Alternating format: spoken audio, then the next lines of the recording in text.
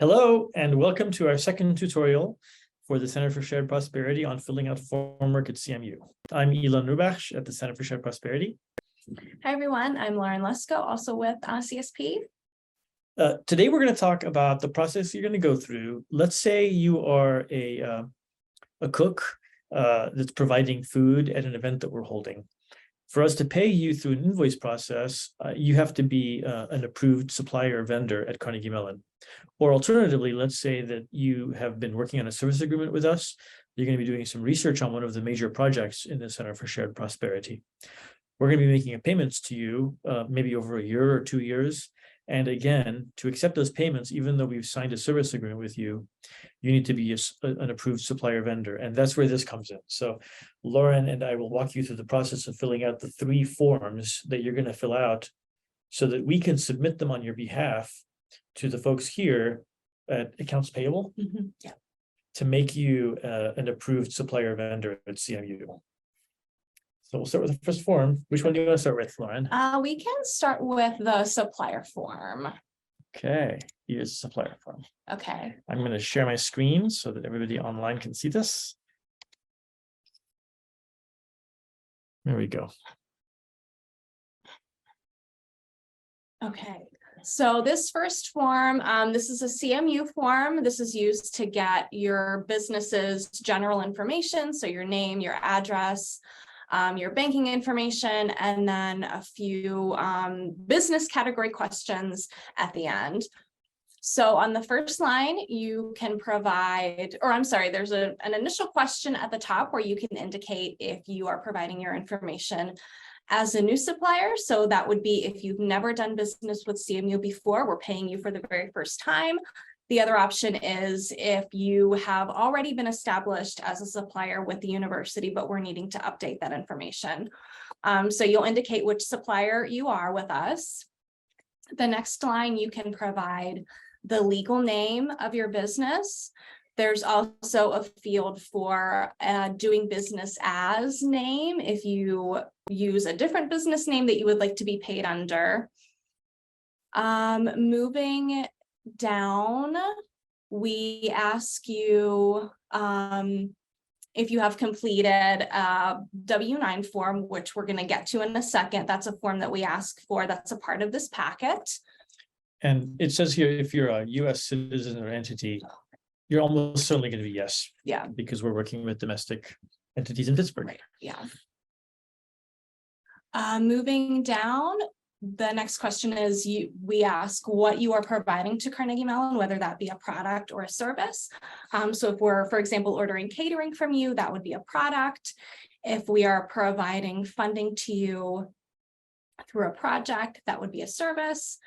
If you're not sure if what you're providing kind of covers both of those, you can obviously select both. And this description field down here, I don't think it matters hugely for this form. So you can be really general or you can leave it blank. Yeah.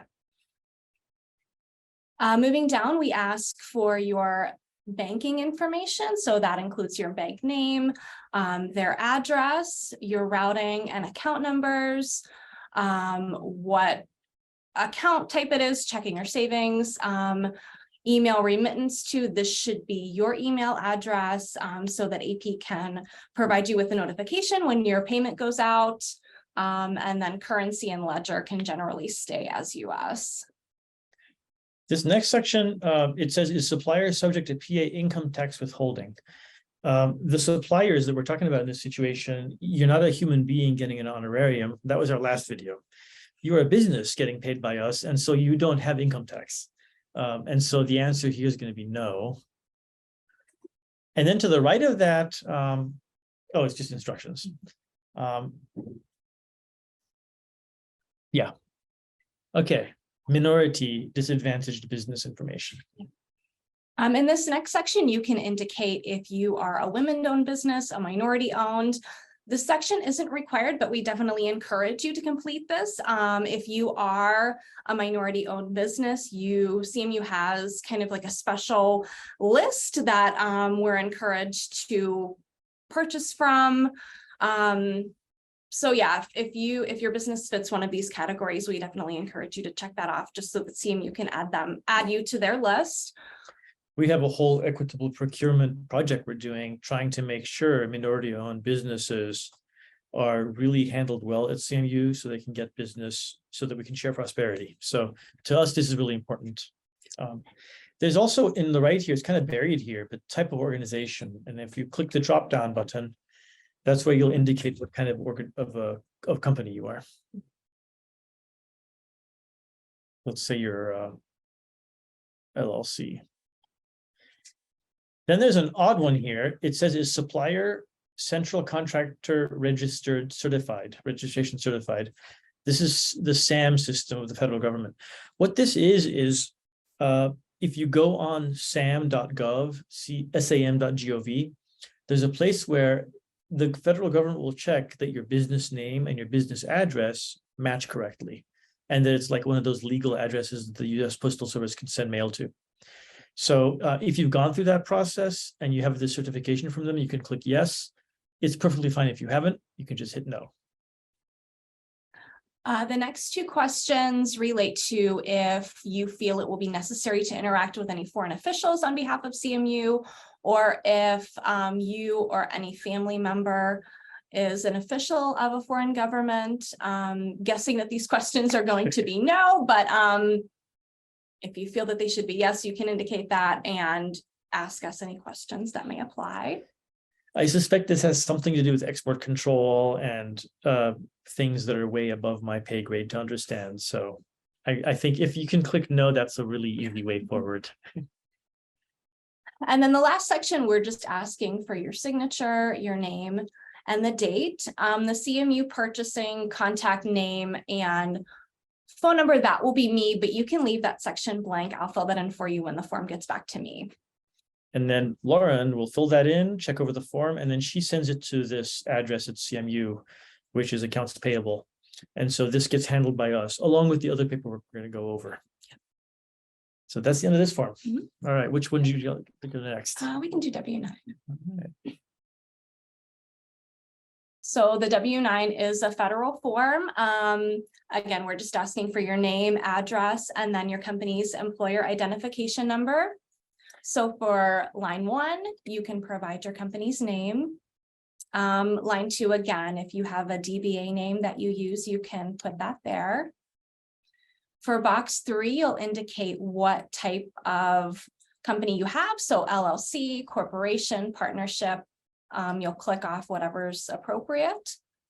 Section 4, if you have any exemptions, you can list those codes there. Lines 5 through 7, or I'm sorry, 5 and 6, we're asking for your address. Line 7, you can leave blank. You can also leave requester's name and address blank.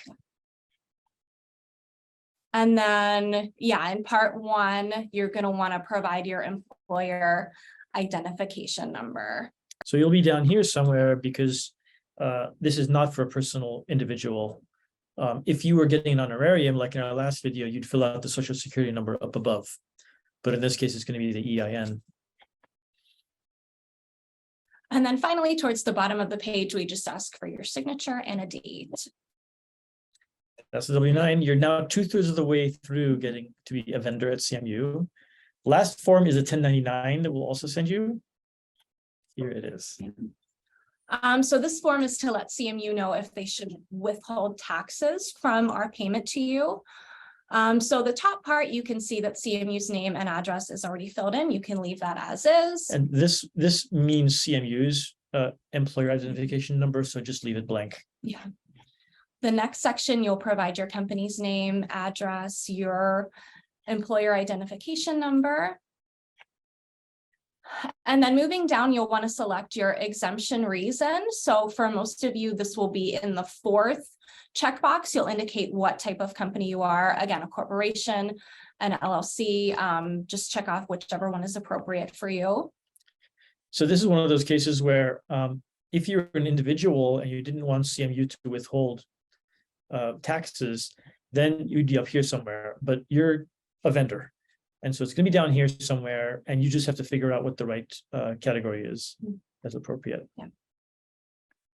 And this form is a little bit odd because here you put your name and title, telephone number, date, and in big bold letters, it says, please sign after printing.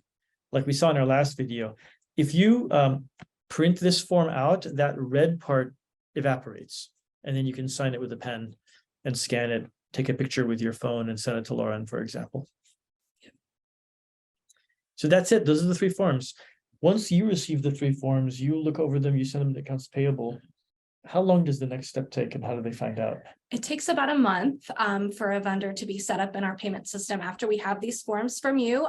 So I will be in touch once that happens and let you know next steps in terms of getting payment issued to you.